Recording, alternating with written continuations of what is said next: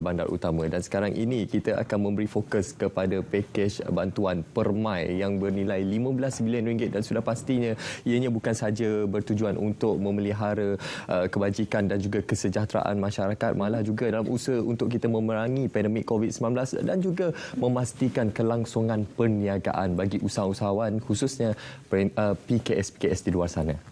Jadi kita nak terus sahaja bersama dengan Yang Berhormat Datuk Seri Dr. Haji Wan Junaidi Tuanku Jaafar, Menteri Pembangunan Usahawan dan Koperasi. Assalamualaikum.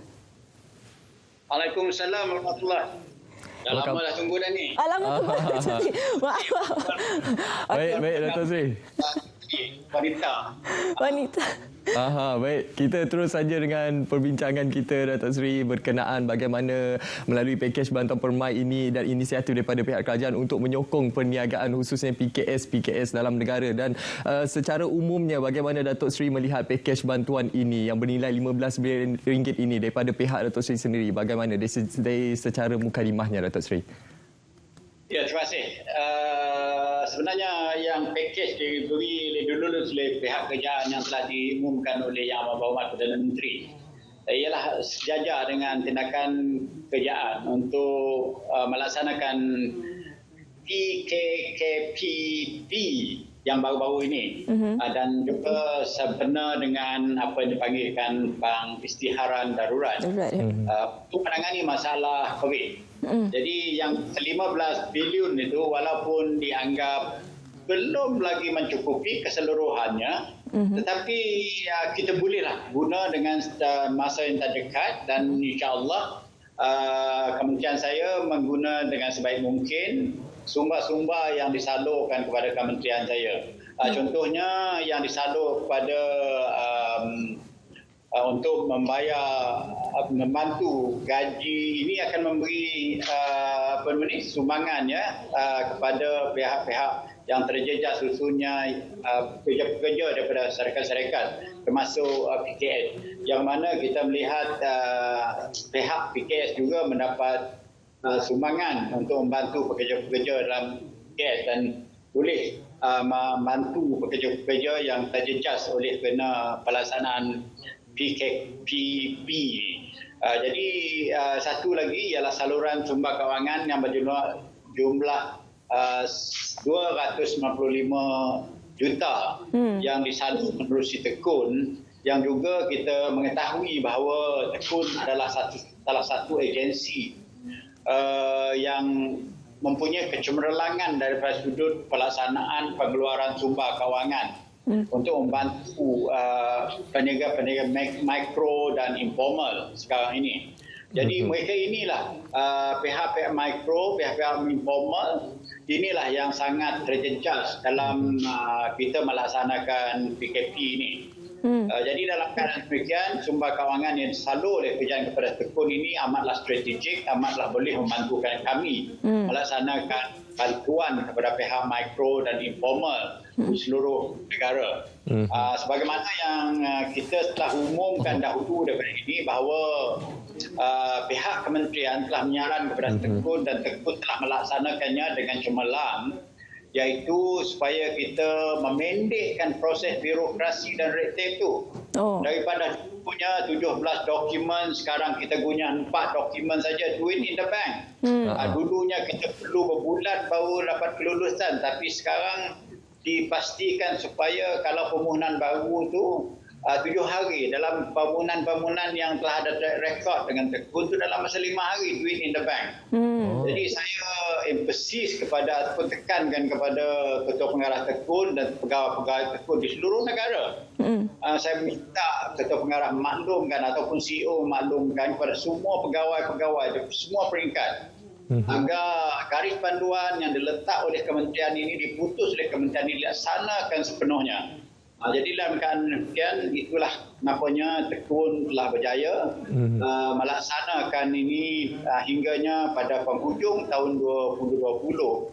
Hampir 99% sumber kewangan daripada tekun itu siap kita laksanakan dan kita sumber beri kepada pihak-pihak peniaga kecil dan mikro di luar sana.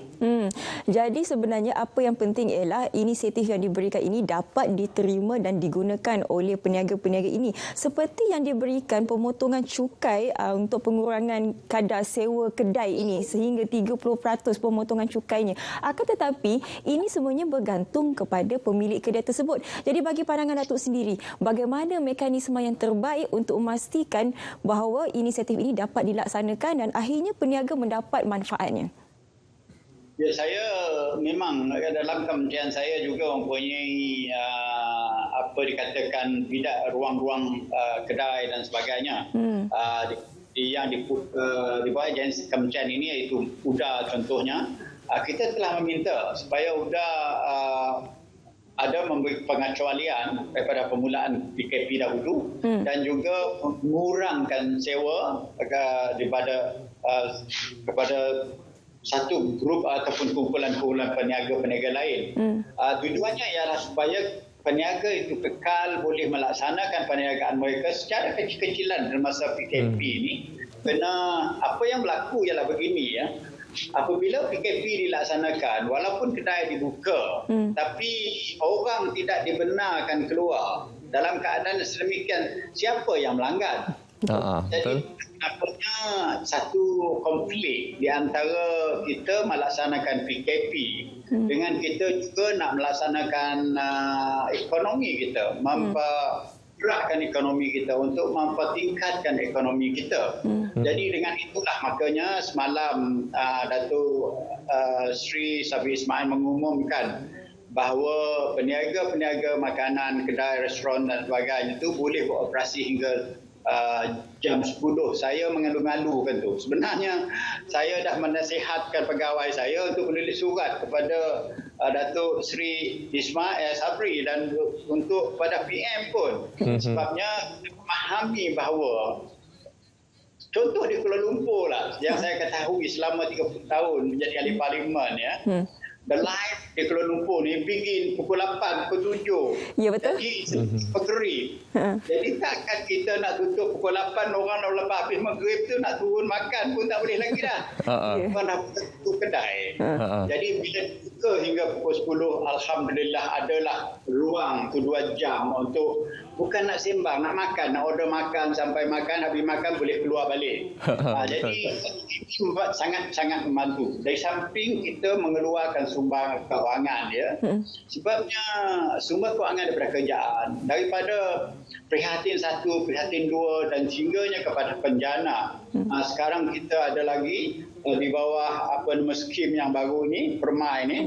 Kita ada 15 bilion lagi. Apa yang saya bimbang sekali sebagai menteri menjaga usahawan kecil dan mikro ni ialah sumbangan kita dalam prihatin 1 dan 2 dan juga penjana. Apabila kita tutupkan perniagaan kita masa sekarang ini, semua tindakan-tindakan kita untuk mempertingkatkan ekonomi kita pada ketika itu selama beberapa bulan daripada bulan Mei hingga bulan Disember dan Januari. Sekarang kita nak tutup semula hingganya duit itu jadi tidak mendatangkan kesan yang positif kepada ekonomi negara. Tapi mengikut makluman yang kita terima dalam mesyuarat kabinet yang baru lalu hari Rabu lepas, Menteri Ekonomi, Menteri MITI dan juga Menteri Keuangan telah maklumkan bahawa kita punya ekonomi bergerak. Dan dalam masa bergerak itu pun kita dalam keadaan kita berjaga-jaga melihat pelaksanaan NKP yang baru ni, yang seluruh buah negeri, 6 buah negeri yang dibutuhkan dan khususnya di Kuala Lumpur, di wilayah Persekutuan Putrajaya yang mana contribution kepada kita punya di GDP ialah 50%, hampir 50%. Begitu besar sekali.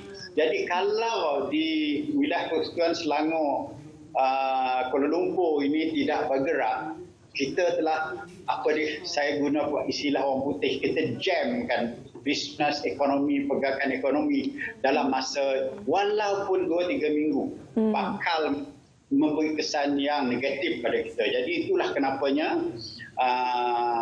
apabila tindakan diambil oleh kerajaan tu bersama, dan mana kita perlukan SOP tu dipatuhi sepenuhnya, pelaksanaan perundangan tu diikut Tetapi kita jangan lupa bahawa ekonomi itu perlu bergerak juga. Kerana negara tidak boleh terjejas ekonominya. Kerana setelah COVID ni dah reda, nanti kalau kita dah boleh mendatarkan kita punya keadaan COVID, insyaAllah ekonomi kita boleh bergerak. Dan apa yang kita bimbang, kita punya prediction ataupun kita punya jagaan pada tahun 2021 ini kita punya GDP growth ialah 5.6%, itu tidak terjejas sangat oleh kerana PKP yang telah masa singkat ini. Itu semua kita punya pergerakan ekonomi perlu berjalan dengan lancar. Baik Dato' Sri, kita lihat perkembangan perniagaan dalam talian merupakan satu inisiatif ataupun strategi terbaik bagi PKS untuk mereka menjana pendapatan dan juga meneruskan kelangsungan perniagaan mereka. Apa antara inisiatif ataupun dokongan daripada pihak kerajaan di bawah pakej Permai ini untuk memastikan ataupun memperkasakan platform perniagaan secara digital ini, Dato' Sri? Ya, saya bukan saja di bawah Permai ya. Bahkan apabila pengumuman dibuat oleh Menteri Keuangan pada masa belanjawan yang baru lalu dan telah diluluskan oleh pihak kerajaan, kita buat kajian secara terperinci untuk melihat sendiri apakah jenis bantuan yang perlu kita beri dan kita salurkan dan macam mana untuk menyalurkannya dan apa mekanisme yang kita ada untuk membantu usahawan-usahawan di luar sana. Hingganya saya membuat dua perjumpaan. Satu perjumpaan kementerian saya dengan pihak Economic Council, Majlis Ekonomi Negara yang dipengerusi oleh Yang Amat Berhormat Perdana Menteri sendiri dan membentangkan satu kertas kerja yang dibentang oleh Ketua Setiausaha Kementerian saya, Datuk Suraini, the hard truth, iaitu kenyataan dan realiti keadaan. Ada kadang-kadang saluran tumba kewangan begitu besar tetapi dia tidak berpengam dengan keperluan PKS itu sendiri. Jadi dalam keadaan semacam kita bermohon dengan pihak kementerian dan saya berterima kasih sangat dengan Menteri Keuangan. Dia peka dan memahami dan hingganya dia memberi kita bantuan supaya apa yang kita katakan, contohnya digital ekonomi ini yang diterima pakai oleh seluruh dunia. Dalam APEC punya meeting pun saya mengendali dan mempengerusi Jawatankuasa APEC berhubung dengan PKS ni. Jadi saya melihat dan mendapat rumusan, input dan sebagainya daripada seluruh negara di dunia APEC mengatakan kita tidak ada pilihan, kita perlu embrace, kita perlu adapt dan kita perlu adopt digitalization ini untuk menyarakan ekonomi kita. It is a proven benda yang telah kita terbukti ya. Apabila kita mengadakan sedikit perjumpaan di KK, kita berjumpa di Kuching, kita perjumpaan kita di Kuala Lumpur, membuktikan bahawa pilihan PKS tidak ada lain untuk maju dalam keadaan kita PKP ini, masa COVID ini, ialah untuk digitalization, e-commerce. Tetapi bagaimana? Adakah sumber kewangan disediakan? InsyaAllah kerajaan dah bagi dalam Permai ini pun ada kita disalur sedikit banyak sumber kewangan untuk agensi saya, contohnya InScan di bawah kementerian yang beri latihan onboard supayanya onboarding ini penting ya. Bukan semua faham. Sebenarnya banyak kita boleh bercerita soalan digitalization ni, tapi di mana letaknya yang tidak tersambung. Contohnya kita ada mempunyai platform Food Panda, kita ada mempunyai platform Grab, kita ada platform macam-macam, Lazada, Shopee, macam-macam platform yang ada di luar sana. Tetapi kita tak connected dengan tu. Di situ letaknya fungsi agensi dari kementerian saya sebagai InScan, SME Corp dan sebagainya untuk melaksanakan onboarding ni. Onboarding ni didapati sangat berkesan. Dan saya telah menggerakkan InScan supaya lebih agresif lagi menjalankan aktiviti mereka, latihan, coaching, bimbingan, handholding dan sebagainya. Dan saya dapati bermula daripada minggu lepas ya, saya telah dimaklumkan oleh Ketua Pengarah InScan bahawa dia punya kursus bimbingan coaching dan handholding ini berterusan dan dilaksana secara menyeluruh. Itulah kenapanya saya telah menyarankan, belum lagi secara rasmi, telah mengangin-anginkan dalam kabinet, dalam jabatan menteri 2 minggu lepas, bahawa saya hendak revamp InScan ini. Saya nak revamp InScan, dan satu lagi satu agensi yang jarang disebut, iaitu unit Protege. Yang dahulunya sebenarnya satu unit yang besar, unit yang besar. Tetapi pada satu ketika seorang pegawai memikirkan dikecilkan. Dia jadi kecil. Jadi sekarang kita dapati bahawa dalam keadaan COVID ini, dalam kita melaksanakan digitalization dan placement, orang ramai tak bekerja ni, hilang pekerjaan dan sebagainya.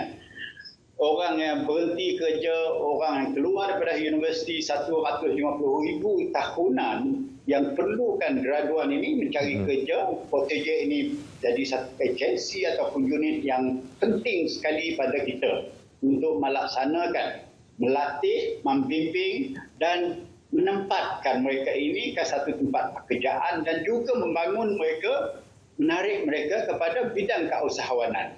Jadi dalam keadaan sedemikian, saya dah memberi angin-angin kepada Menteri Kewangan, kepada Perdana Menteri dalam kabinet meeting. InsyaAllah kertas rasmi bakal kita bawa untuk to revamp this Protege ini. Di sanalah letaknya untuk menangani masalah unemployment atau placement of work, di mana kita bekerjasama dengan semua pihak, syarikat yang besar-besar, GLC, subsidiary kepada JLC yang boleh membantu saya untuk placement ni. Kita nak walaupun dalam rangka awal pandangan kementerian saya, dalam kemampuan yang ada pada saya, iaitu 150,000 satu tahun kita boleh saran kepada kerjaan, tahunan kita buat placement. Tetapi sekarang kerjaan melihat nak sampai ke 500,000. Kalau 500,000 placement, job creation dan sebagainya di bawah Protege ini nanti, dan agensi-agensi lain kerjaan, kementerian lain kerjaan, saya cukup yakin kita revampment of Protege ini patut mendapat sokongan daripada pihak kerjaan dan menteri-menteri lain kalau dibawa ke kabinet. Itu harapan saya. Baik, jadi kalau kita boleh lihat di sini daripada sudut pandang makronya, kita mengharapkan bahawa pakej perma ini dapat mengurangkan lagi kadar pengangguran itu. Baik Datuk Seri, kalau kita lihat di bawah penjana ini, kerajaan telah mengumumkan skim jaminan prihatin dana jamin ataupun SJPD yang bernilai RM50 bilion. Tapi yang menjadi tumpuan kita sebenarnya apabila kerajaan membenarkan syarikat milik asing yang beroperasi di Malaysia untuk mendapat jaminan SJPD. Bagi pendapat Datuk Seri, bagaimana sebenarnya inisiatif ini dapat lagi meningkatkan ekonomi dan juga kelangsungan para peniaga? Saya soalan pekerja asing ini daripada lama dahulu Saya belum berubah pendirian saya. Kalau kita lihat kenapa Malaysia ni kita bersandar sangat kepada pekerja-pekerja asing. Hingganya kita mempunyai lebih 2 juta pekerja asing secara rasmi berada di Malaysia. Tetapi ini mereka ini penting dalam industri-industri yang tertentu. Contohnya dipanggil 3D, dirty, demeaning dan dangerous pekerjaan tu, macam dalam construction, dalam peladangan dan yang bermacam-macam lagi industri-industri yang perlukan kerja asing. Tetapi kita patutnya ambil langkah sebagaimana yang dibuat oleh negara Jepun, Australia contohnya. Latihan-latihan perlu datang bersama dengan alat-alat latihan dan placement. Jadi kita sekarang hanya kadang-kadang macam universiti. Universiti memang saya harapan kita ialah untuk melatih orang dan the minds, untuk mendidik manusia menjadi terdidik, menjadi terpelajar. Tapi agensi untuk skilled worker, dia mesti ada mengikut garis panduan keperluan negara supaya kita cara berperingkat-peringkat boleh menggantikan pihak pekerja asing ini dengan local workers. Dan local workers ini perlu diberi penghormatan. Penghormatan bagaimana? Saya kata jangan lagi letakkan blue collar itu lebih bawah daripada sudut tahap prestige dan kedudukannya dengan pihak pekerja-pekerja white collar. Kita kadang-kadang mendewa-dewakan profesional, mendewa-dewakan pihak-pihak white collar, tetapi kita pandang rendah kepada pihak blue collar. Termasuk lama dan sebagainya. Jadi kalau kita pergi England, saya duduk di England tak lama, 5 tahun saja. Jadi bila masa saya di England, saya tengok blue collar ni mendapat tempat yang istimewa di dalam komuniti mereka sebagai profesional. Macam begitu juga di Australia. Begitulah di Jepun, Korea dan sebagainya. Jadi kita kena placement ini untuk meletakkan orang sama rata dalam sudut pekerjaan, sama ada blue collar atau white collar. Jadi dengan kata sedemikian, barulah anak-anak muda kita, orang sendiri tempat mampu membuat pekerjaan-pekerjaan yang 3D ini dengan keadaan merasa bangga kepada diri mereka dan mendapat bayaran imbuhan yang setahap dengan kedudukan mereka. Baik, Dato' Sri. Ya. Baik, Dato' Sri. Satu perkongsian yang cukup menarik, mungkin kita memerlukan ruang diskusi yang lebih lama untuk kita memperhalusi pelbagai cabaran yang dihadapi oleh PKS di luar sana dan juga pelbagai inisiatif yang dikemukakan oleh pihak kerajaan untuk membantu mereka menepani cabaran ini. Dan sudah pastinya, Dato' Sri, sekarang ini, Dato' Sri, kita sebenarnya nak naik belon, Dato' Sri. Kita nak terbang ke Sarawak untuk cerita pagi Sarawak, untuk kita melihat berkenaan bagaimana cabaran usahawan kraft Sarawak menepani cabaran COVID-19. Kita sama-sama saksikan.